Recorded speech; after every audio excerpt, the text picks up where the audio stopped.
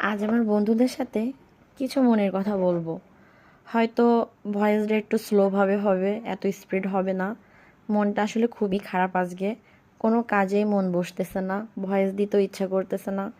তারপরও কেন জানি ভাবতেছি আমার বন্ধুদের সাথে কিছু শেয়ার করি, হয়তো মনটা হালকা হবে। কেন জানি আজ মনে হচ্ছে যে এই চার দেয়ালের মাঝে চিৎকার করে করে কান্না করি। কিছুই ভালো লাগতেছে না, কোনো কাজেও মন বসতেছে না, কি করব তাও বুঝতে পারতেছি না। কেন যে এমন জীবন হলো, একাকিত্ব থাকা যে কতটা কষ্ট শুধু আমিই জানি। আল্লাহ যেন আমার শত্রুকেও এমন একাকিত্ব জীবন না দেয়।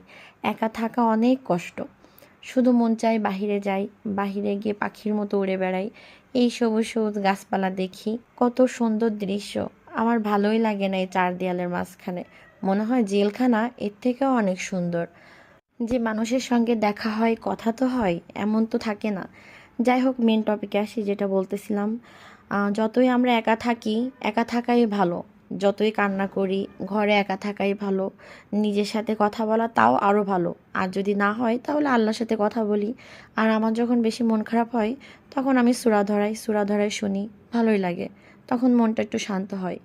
তা যতই আমরা একা থাকি, একা থাকাটাই বেছে নিতে হবে, এটাই ভালো।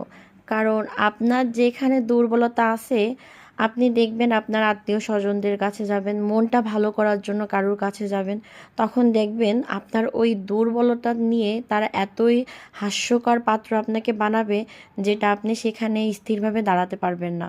এই জন্য আসলে একা থাকাই ভালো।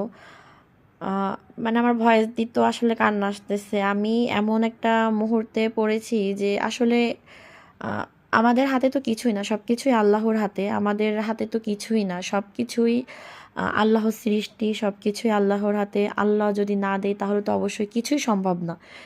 পৃথিবীটাই তো আল্লাহর তৈরি, সেখানে আমরা মানুষরা কি, যাদের একটু দুর্বলতা আছে, আমাদের আত্মীয় স্বজন পাশের মানুষ যারা আছে, এতটাই হাস্যকর পাত্র আমাদের বানায় যে মনে হয় আমাদের হাতে সব কিছু।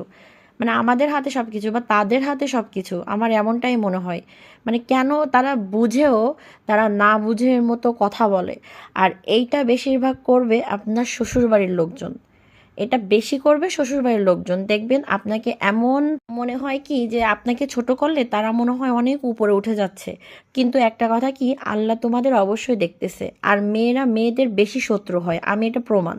একদিন তো তোমাদেরও মরতে হবে, তাই না? আর এই যে যে আমার সাথে যেগুলো তোমরা করো, অবশ্যই আল্লাহ তোমাদের দেখে নেবে, ইনশাআল্লাহ বিচার একদিন হবে। সেই অপেক্ষাতেই আছি। একটা কথা মনে রেখো, আল্লাহ ছাড় দে তবে ছেড়ে দে না, এটা মনে রাখবে। আর এই যে যে কথাগুলো তুমি আমাদের বলো না,